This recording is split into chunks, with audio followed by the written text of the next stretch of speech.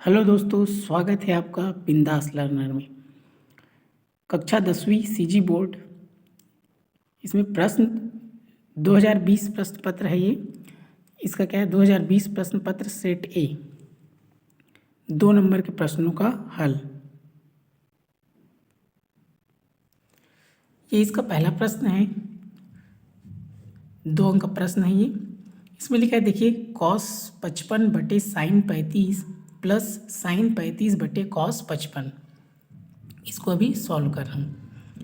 तो यहाँ सॉल्व कैसे करना है इसको, आपको वार्षिक परीक्षा के लिए बहुत इंपॉर्टेंट है, उपयोगी साबित होगा आपके लिए। तो सिंपल सा है, आपको ये कॉस को कॉस ही लिखना है। देखिए सिंपल सा तरीका, कॉस को कॉस लिखना है, फिर अपने मन से 90 लिख देना है, ठीक है। फिर यहाँ ऋण लिखना है और नीचे का 35 को लिखना है। अब आप देखिए 90 में से 35 घटाएंगे ना तो ये 55 आ जाएगा। क्लियर?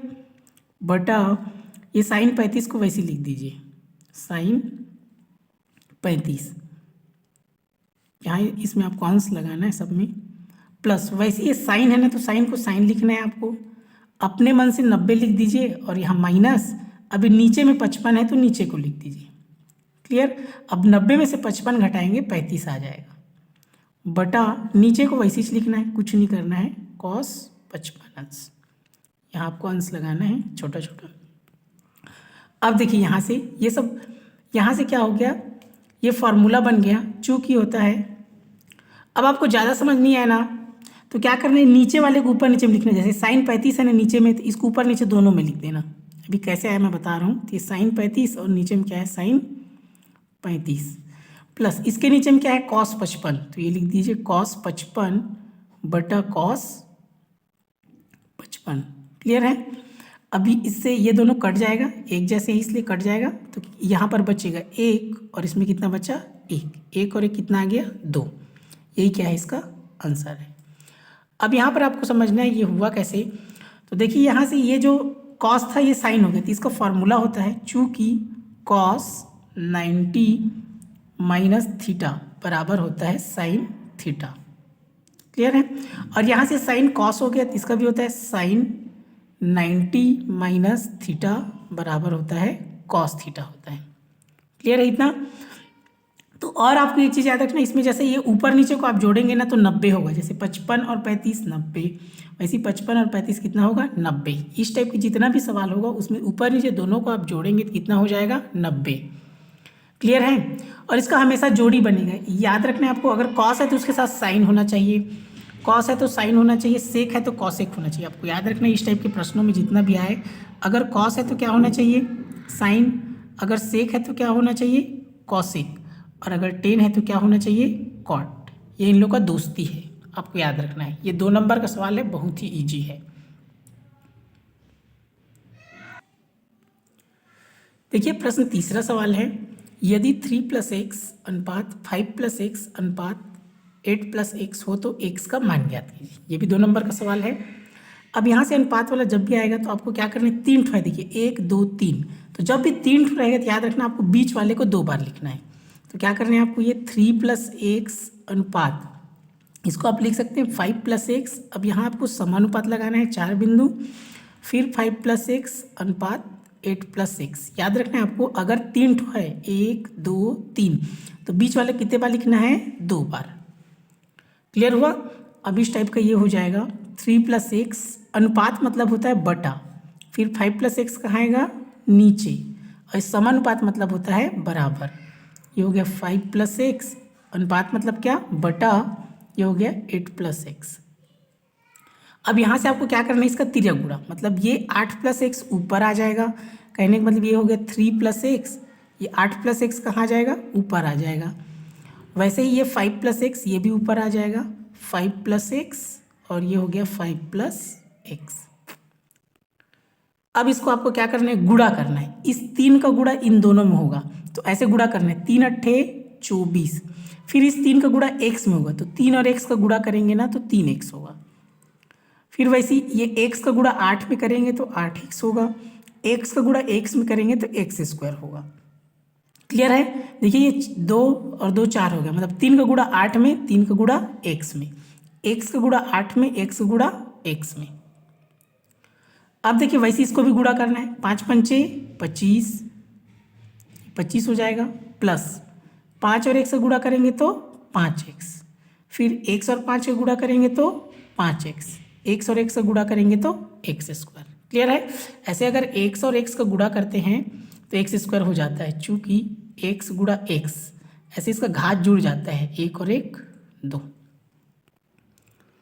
अब यहाँ से इसको देखिए, ये 24 का 24 इसको आपको लिखना है, ये 24 हो गया, एक जैसे रहता है वो जुड़ जाता है, 8 और 3 कितना हो गया 11x, एक्स स्क्वायर। यहाँ से ध्यान दीजिए अगर बराबर है और दोनों साइड एक जैसे है तो वो कट जाता है, जैसे एक्स स्क्वायर कट गया। अब ये हो गया बराबर, ये 25 हो गया, 5 और 5 कितना हो जाएगा 10x। यहाँ से आपको पक्षांतर का नियम लगाना है, x एक साइड और संख्या एक साइड, तो ये 11x हो गया, ये प्लस का उल्टा क्या हो जाएगा माइनस, ये 25 हो गया, यहाँ से ये यहाँ कुछ नहीं है तो प्लस है, प्लस का उल्टा माइनस। ठीक है, प्लस मतलब धन, माइनस मतलब ऋण। तो 11 में से 10 गया, कितना बचेगा 1x, और 25 में से 24 गया 1। यही क्या है इसका उत्तर है। क्लियर है? आपको इसको याद रखना, कटा कैसे, वैसे भी इसको अगर इधर लेके आओगे ना तो प्लस का माइनस हो जाएगा, तो याद रखना अगर बराबर के इधर उधर है ना तो एक जैसे है वो कट जाएगा।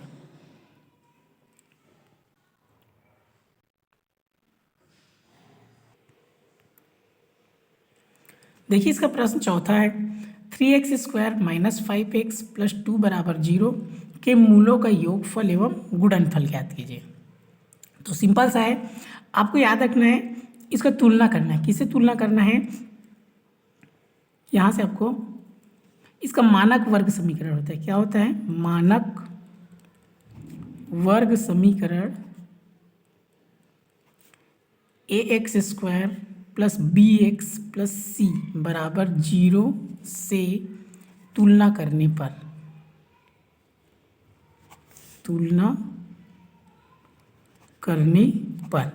इसको आपको याद रख लेना, ये एक नंबर का खाली स्थान में भी आता है, x square plus b x plus c बराबर 0। अब यहाँ से क्या करना है, आपको बात समझ नहीं आए तो हमेशा याद रखना, ये पहला वाला a का मान होता है, दूसरा वाला b का मान होता है, तीसरा वाला c का मान होता है। तो a बराबर क्या हो गया 3, b बराबर क्या हो गया, चिन्ह समेत लिखना है -5, और c बराबर क्या हो गया 2। चिन्ह पर भी ध्यान देना है ना, ये प्लस है, ये माइनस है, और ये क्या है प्लस है। x को नहीं लिखना है ना, a 3, b का मान -5, c का मान 2।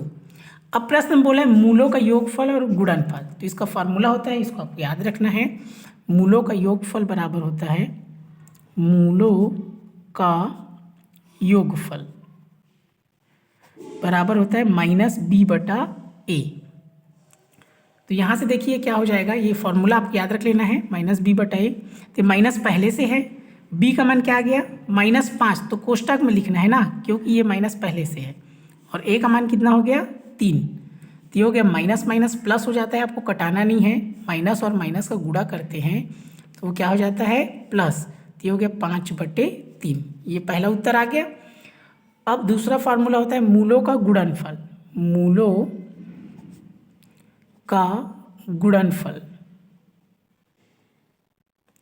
तो मूलों का गुणनफल होता है c/a। तो यहाँ से देखिए c/a, अब देखिए c का मान क्या है 2, और a का मान क्या है 3, तो हो गया 2/3। क्लियर है? c और a का मान यहाँ से रखना है, c का मान 2, a का मान 3। ठीक है, तो सिंपल सा है, इस टाइप के सवाल को आप बना सकते हैं।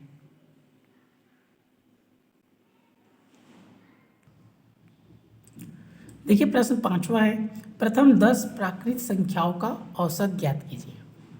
तो आपको याद रखना है प्राकृत संख्या, हमेशा याद रखना है प्राकृत संख्या कहाँ शुरू होता है, प्राकृत संख्या कहाँ शुरू होता है 1 से। तो आपको प्राकृत संख्या लिखना है। प्राकृत संख्या क्या होता है 1 2 3 4 5 6 7 8 9 10। क्लियर है? 10 ठो बोला इसलिए 10 ठो लिखना है, अगर 5 बोलेगा तो 5। तो ये प्राकृत बोला है, 10 ठो ले लिए। अब इसका फार्मूला आपको लगाना है औसत का। तो औसत का फार्मूला होता है औसत बराबर, ये हो जाएगा पदों का योग बटे पदों की संख्या, पदों का योग बटा पदों की संख्या।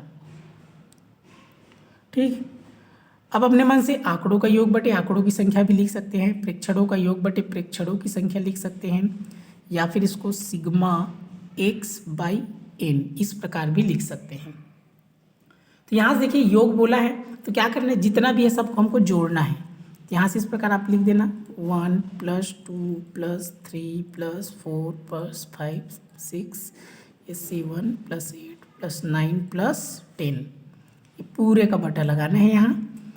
तो यहाँ देखिए टोटल कितना है, पदों की संख्या मतलब कुल, तो कुल कितना है 10, तो यहाँ क्या हो जाएगा 10। अब सबको जोड़ दीजिए तो ये हो जाएगा, देखिए यहाँ से जोड़ सकते हैं 10 10 9, ये हो गया 10 10 9 19 19 और 1 20 20 28 28 2 30 और ये 37 3 40 और 40 10 50 और 5 कितना हो गया 55 बटे 10।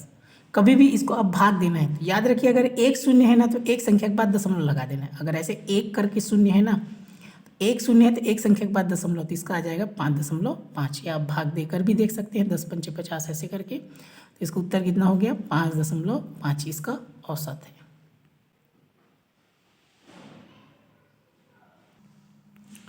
देखिए 2 नंबर का ये लास्ट सवाल है, बिंदु 2 5 की मूल बिंदु से दूरी ज्ञात कीजिए। तो यहाँ पर देखिए 2 5 है और यहाँ मूल बिंदु है, तो आपको याद रखना है मूल बिंदु को प्रदर्शित करते हैं 0 0 से, किससे 0 0 से, और पहला बिंदु क्या हो गया 2 5। तो ऐसे अगर नहीं दिया रहेगा ना तो आपको मूल बिंदु 0 0 लेना है अपने से। अब यहाँ पर आपको दूरी का फार्मूला लगाना है, सिंपल सा है। तो दूरी का फार्मूला होता है, दूरी बराबर होता है ये कर्णी, इस प्रकार लगाना है x2 - x1 पूरे घात 2 प्लस y2 - y1 पूरे घात 2।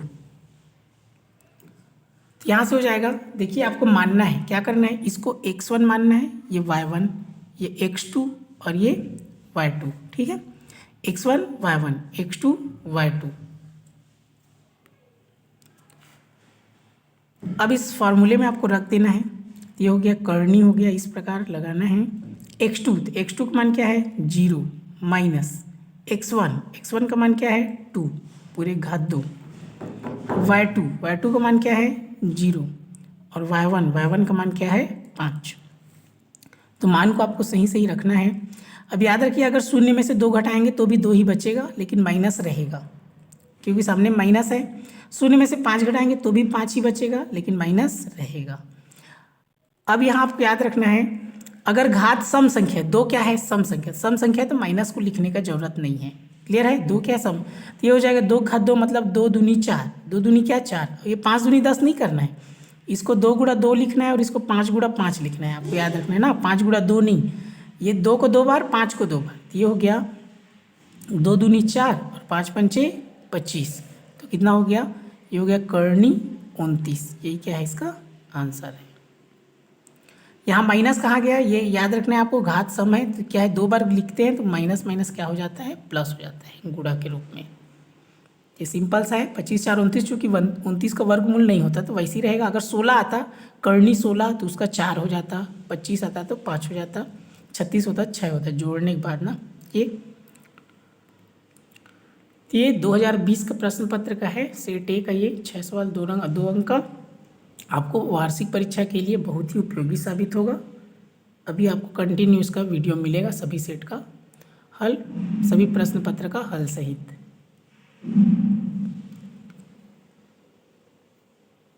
इस वीडियो को ध्यानपूर्वक देखने के लिए आपका हृदय की गहराइयों से प्रेमपूर्वक धन्यवाद।